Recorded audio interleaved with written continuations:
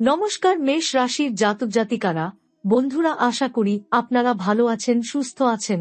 প্রতিদিনের মতো বন্ধুরা, আজকেও আপনাদের জন্য 8 মে থেকে 25 মে পর্যন্ত রাশিফল নিয়ে এসেছি। তো চলুন বন্ধুরা, দেখে নেওয়া যাক 8 মে থেকে 25 মে পর্যন্ত আপনাদের দিনটি কেমন যেতে চলেছে আর কোন কোন কথাগুলির আপনাকে বিশেষ খেয়াল রাখতে হবে। আপনার জীবনে কি কি পরিবর্তন আসতে চলেছে, আপনি আপনার জীবনে কি কি পেতে চলেছেন, আপনার জন্য উপায় কি থাকবে, চলুন জেনে নেওয়া যাক।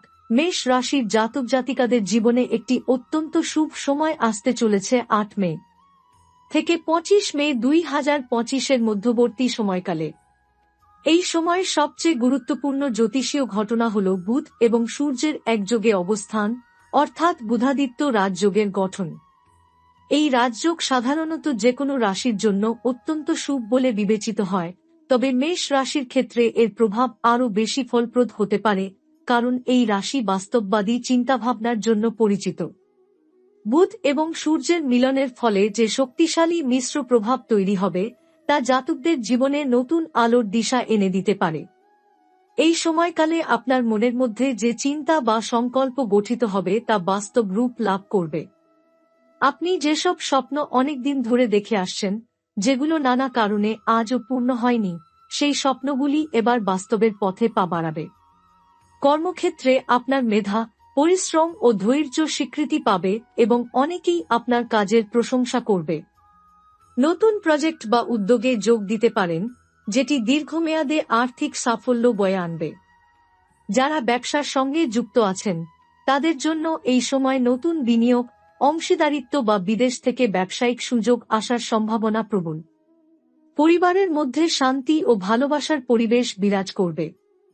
অনেকদিন ধরে যদি পারিবারিক কোনো সমস্যা চলতে থাকে, তাহলে সেই সমস্যার সমাধান সম্ভবে এই সময়। আপনার কাছের মানুষদের সঙ্গে ভুল বোঝাবুঝি দূর হবে এবং সম্পর্কগুলোর মধ্যে নতুন করে ঘনিষ্ঠতা ফিরে আসবে।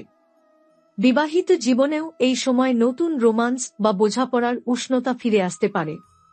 অবিবাহিতদের জন্য এটি বিয়ের প্রস্তাব পাওয়ার অনুকূল সময়। এই সময় আপনার আর্থিক দিকটি বেশ ভালো যাবে।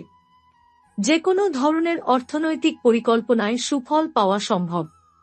তবে মনে রাখতে হবে, যেহেতু গ্রহের শক্তি উচ্চমুখী, তাই অহংকার বা অতিরিক্ত আত্মবিশ্বাস যেন আপনার কোনো ক্ষতি না করে। আপনি যদি অর্থ উপার্জনের নতুন পথ খুঁজে থাকেন, তাহলে এই সময় নতুন উৎস উন্মোচিত হতে পারে, এমনকি অতীতে হারিয়ে যাওয়া টাকা বা স্থগিত হয়ে থাকা কোনো পাওনা অর্থ ফেরত আসারও সম্ভাবনা রয়েছে।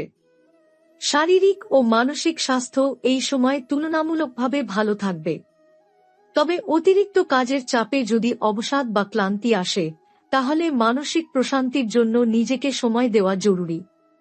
যোগব্যায়াম, ধ্যান অথবা প্রকৃতির কাছাকাছি গিয়ে সময় কাটানো মানসিক ভারসাম্য বজায় রাখতে সাহায্য করবে। যারা দীর্ঘদিন ধরে কোনো রোগে ভুগছেন, তারা এই সময় আরোগ্যের লক্ষণ দেখতে পাবেন।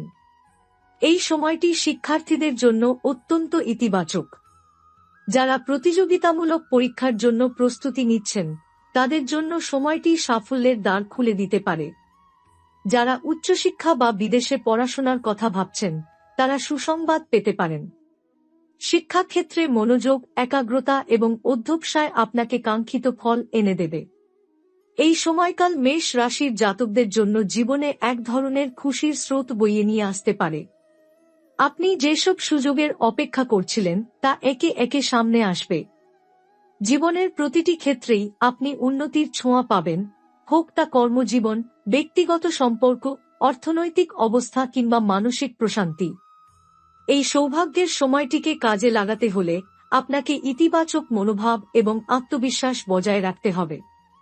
মনে রাখবেন, গ্রহের শক্তি তখনই কাজ করে যখন আপনি নিজের জায়গা থেকে সঠিক পথে হাঁটেন। এই সময় বুধ এবং সূর্য একত্রে থাকার কারণে জাতকদের চিন্তাশক্তি এবং আত্মবিশ্বাসে উল্লেখযোগ্য উন্নতি দেখা দেবে। আপনি আগের থেকে অনেক বেশি সজাগ, কার্যকর এবং কৌশলী হয়ে উঠবেন। সাধারণত মেষ রাশির জাতক জাতিকারা ধৈর্যশীল এবং মাটির কাছাকাছি মানসিকতার অধিকারী হয়ে থাকেন। কিন্তু বুধাদিত্য রাজযোগের প্রভাবে তাদের মধ্য থেকে প্রকাশ পাবে এক নতুন রূপ, বুদ্ধিদীপ্ত, সুসংহত এবং সিদ্ধান্ত গ্রহণে তীক্ষ্ণ। আপনি বুঝতে পারবেন যে আপনি কি চান, কিভাবে সেটা অর্জন করবেন এবং কোন পথে গেলে সঠিক গন্তব্যে পৌঁছানো সম্ভব। আপনার কথা বলার ভঙ্গিতে দৃঢ়তা আসবে, যুক্তির মাধ্যমে আপনি অন্যদের প্রভাবিত করতে পারবেন। বক্তৃতা, লেখালেখি বা শিক্ষাদান পেশায় যারা যুক্ত আছেন তাদের জন্য এই সময় বিশেষভাবে শুভ। আপনি নতুন তথ্য দ্রুত শিখতে ও কাজে লাগাতে পারবেন।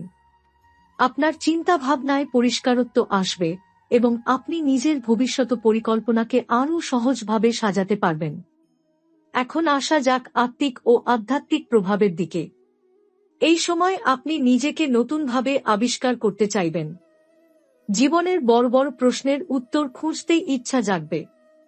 আপনি অনুভব করবেন যে পৃথিবী শুধু বাস্তব প্রয়োজনেই ঘোরে না, এর বাইরে আরও গভীর কিছু আছে যা আত্মার তৃপ্তির জন্য প্রয়োজন। ধর্মীয় বা আধ্যাত্মিক কোনো দীক্ষা গ্রহণ করার ইচ্ছা হতে পারে। কিছু জাতক যোগব্যায়াম, ধ্যান, রত্ন ধারণ অথবা জ্যোতিষশাস্ত্র ও তান্ত্রিক জ্ঞানের প্রতি আকৃষ্ট হতে পারেন। এই সময়ের একটি বিশেষ দিক হল আপনি অতীতে যেসব ভুল করেছেন সেগুলোর দায়ভার থেকে নিজেকে মুক্ত করতে চাইবেন। আপনি উপলব্ধি করবেন কোন সম্পর্কগুলো আপনাকে পিছনে টেনে ধরে রেখেছে, কোন স্মৃতিগুলো আপনাকে আজও কষ্ট দেয় এবং কোন অভ্যাসগুলো আপনার জীবনের উন্নতির পথে বাধা হয়ে দাঁড়িয়েছে। এই উপলব্ধি আপনাকে আত্মশুদ্ধির পথে এগিয়ে নিয়ে যাবে। এটি এক ধরনের মানসিক পুনর্জন্ম, যেখান থেকে আপনি আরও পরিপক্ক হয়ে উঠবেন। বুধ ও সূর্যের মিলনে কিছু জাতকের মধ্যে কিছুটা অহংকার বা আত্মকেন্দ্রিকতা জন্ম নিতে পারে। আপনি যদি নিজেকে সব সময় সঠিক ভাবেন, তাহলে অন্যদের কথাকে মূল্য দিতে ভুল করবেন। এটি সম্পর্কের ক্ষেত্রে সমস্যা তৈরি করতে পারে। বিশেষ করে বন্ধু, সহকর্মী বা সঙ্গীর সঙ্গে অহেতুক ভুল বোঝাবুঝি থেকে বিরত থাকুন।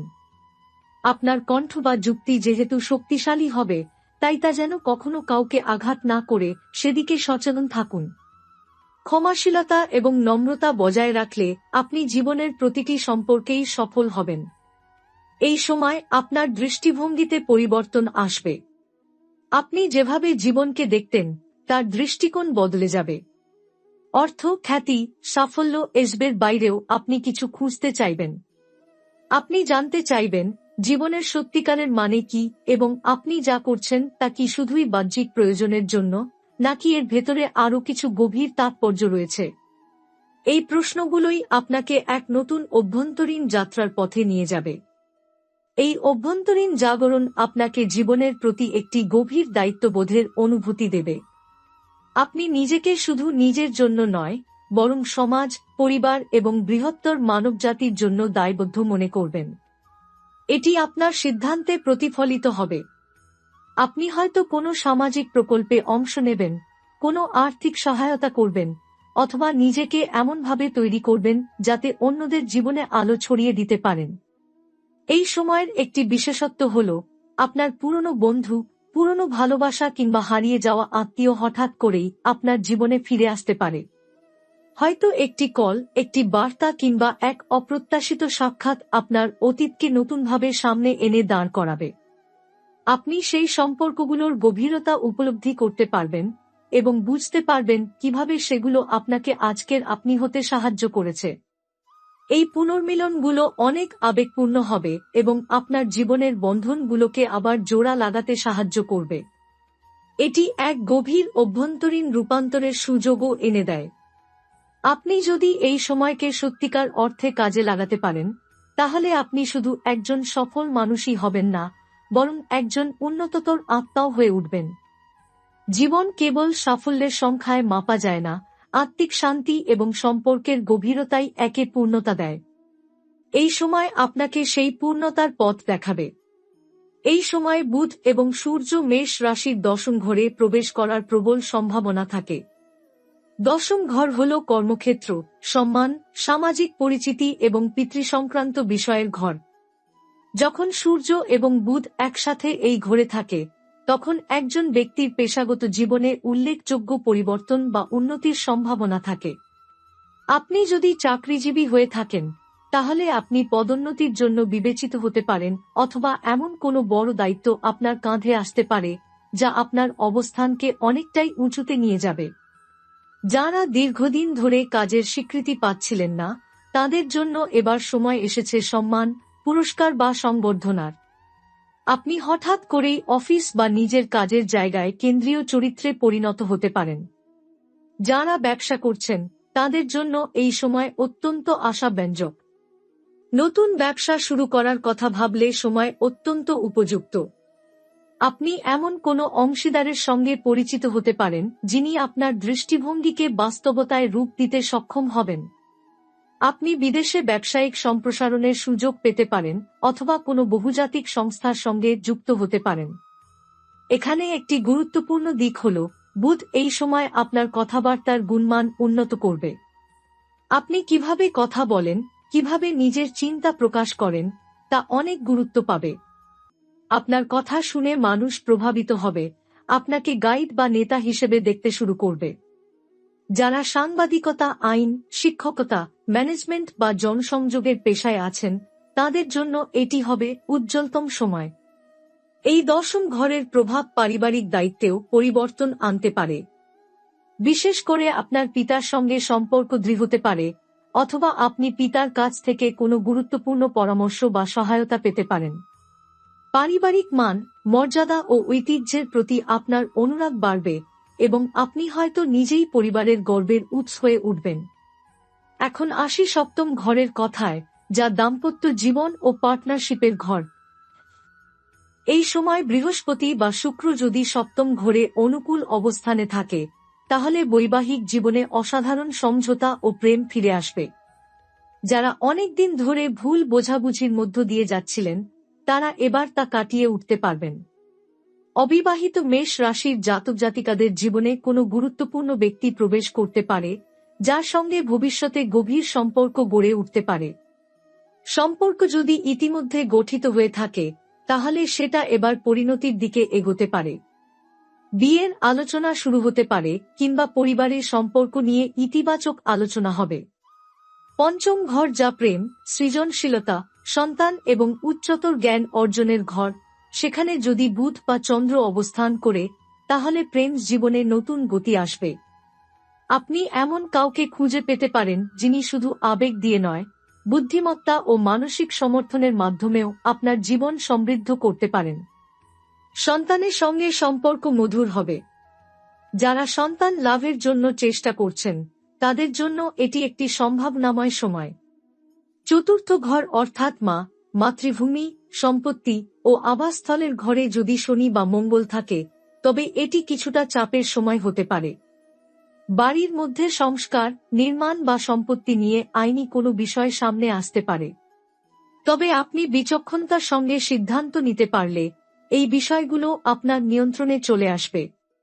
অষ্টম ঘর, যা হঠাৎ পরিবর্তন, গোপন বিষয়, মৃত্যুর পর জ্ঞান এবং আধ্যাত্মিক রূপান্তরের ঘর, সেখানে যদি কেতু বা রাহু থাকে, তাহলে এই সময় হঠাৎ ঘটতে পারে কোনো অপ্রত্যাশিত ঘটনা, যা জীবনকে বদলে দিতে পারে।